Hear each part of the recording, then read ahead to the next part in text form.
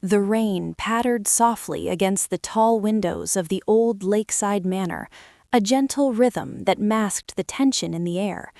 It was the kind of evening where secrets felt heavier than the damp chill seeping through the cracks. 5 people had gathered for what was supposed to be a quiet weekend retreat. The sharp-tongued hostess, Eleanor, her quiet husband, Thomas, the charming family friend, Victor, the meticulous accountant, Lydia, and the young, ambitious nephew, Marcus. They were there to settle the final details of old Mr. Harrington's will, the eccentric millionaire who had died peacefully in his sleep just 2 weeks earlier, leaving everything to be divided among them. No one expected another death. It happened on the second night. The group had shared a simple dinner of roast chicken and wine, then retired early. Around midnight, a muffled thud echoed from the study. When they rushed in, they found Victor slumped in the leather armchair by the fireplace, his face pale, eyes half open in surprise.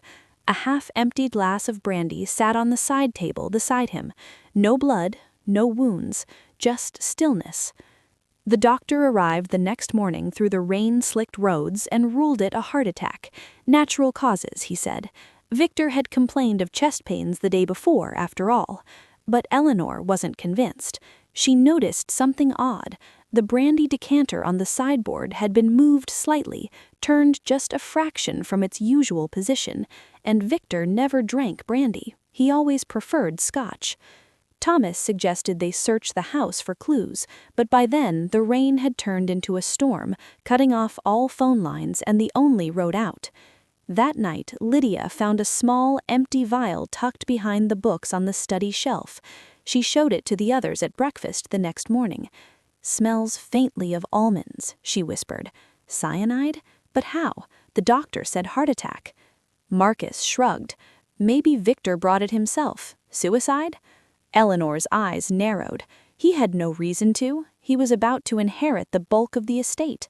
They all looked at each other across the breakfast table, accusations unspoken but hanging thick as the fog outside.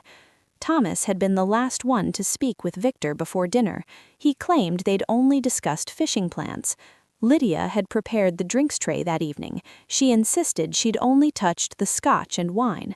Marcus had been alone in the study earlier that afternoon, looking for a book, he said. Eleanor, as hostess, had full access to everything in the house, including the locked cabinet where old Mr. Harrington kept his rare collection of chemicals from his days as a hobby chemist. The storm raged on, trapping them all together. No one slept well. Whispers in the hallways, doors creaking at odd hours. The third morning, Eleanor gathered everyone in the drawing room. "One of us did this," she said calmly, her voice steady as she poured tea. "Victor was poisoned. The vial proves it. The killer switched the decanter or slipped something into his glass when no one was looking. Sneaky, patient, waiting for the perfect moment when suspicion would fall on natural causes." She paused, letting her gaze drift slowly from face to face. Thomas knew Victor's weak heart and could have suggested the brandy to calm his nerves. Lydia mixed the tray and knows chemistry from balancing the books. Marcus was alone in the study earlier and stands to gain the most if Victor is out of the way. And I'm the one who knew where the cyanide was kept. Eleanor set the teapot down with a soft clink. The steam curled upward like a question mark between them. Then she smiled, a small, thin smile that didn't reach her eyes. "So tell me," she said softly, "which one of us is lying the best?" A heavy silence fell over the room. Outside, the rain continued its steady drumming. No one answered. But as they sat there, each watching the others, one of them slowly reached for the teapot, fingers steady, and began to pour a fresh cup for everyone. The question lingered in the air, unanswered, while 4 pairs of eyes followed the gentle stream of tea. And in that quiet moment, trapped by the storm, they all realized the same chilling truth. The killer was still among them, and someone had just been served the next round.